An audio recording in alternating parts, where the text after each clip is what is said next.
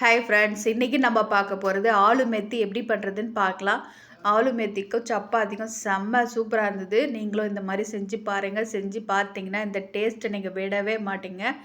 தேவையான பொருள் பார்த்தீங்கன்னா 1/4 கிலோ உருளைக்கிழங்கு, 2 பெரிய வெங்காயம், 2 தக்காளி, சீரகம், கொஞ்சமாக பூண்டு, மிளகாய்த்தூள், தனியாத்தூள், இதை மட்டும் இருந்தால் போதும். ரொம்ப சூப்பராக ஒரு ஆலு மெத்தி நம்ம செஞ்சிடலாம். நார்த் இந்தியன் டிஷ் இது.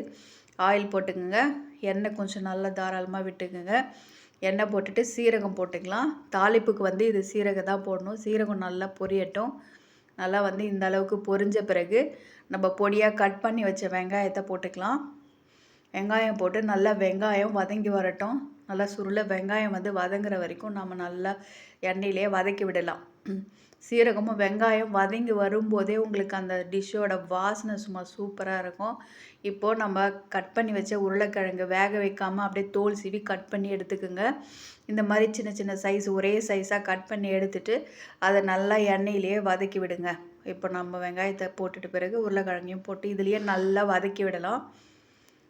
நல்லா வதங்கி வரட்டும். இப்போ உப்பு வந்து அதுக்கு தேவையான அளவு போட்டுருங்க. உருளைக்கிழங்கு தேவையான அளவு. இப்போ நசுக்குன பூண்டு மட்டும் போடுங்க. ஒரு 5-6 திரி பூண்டு வந்து சும்மா நசுக்கி அப்படியே போட்டுடலாம். போட்டுட்டு நல்லா அதுவும் எண்ணெயிலே வதங்கட்டும்.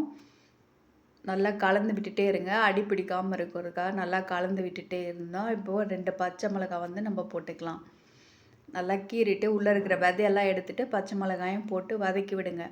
இப்போ நல்லா பொடிசாக கட் பண்ண தக்காளியை சேர்த்துருங்க. தக்காளி நல்லா வதங்கட்டும். தக்காளி நல்லா வதங்கி மேஷ் ஆன வரைக்கும் நல்லா வதங்கட்டும்.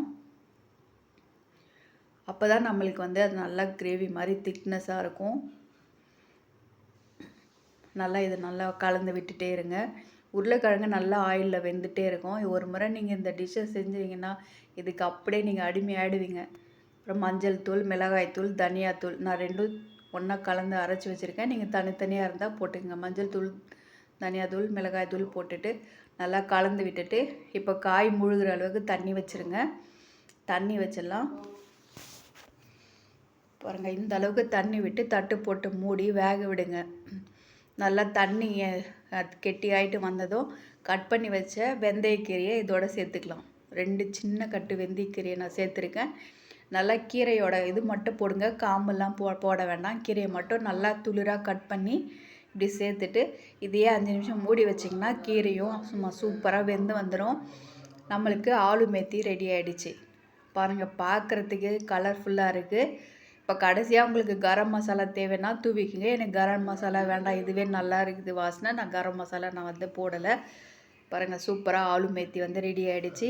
இது நான் சப்பாத்தியோடு சாப்பிட்றதுக்கு சும்மா அல்டிமேட்டாக இருக்கும். இது மாதிரி ஒரு முறை ட்ரை பண்ணி பாருங்கள். இந்த சேனல் பிடிச்சிருந்தால் சப்ஸ்கிரைப் பண்ணுங்கள், லைக் பண்ணுங்கள், ஷேர் பண்ணுங்கள். அதோட இந்த பெல் ஐக்கானை கிளிக் பண்ணிங்கன்னா நான் போடுற வீடியோ உங்களுக்கு கூட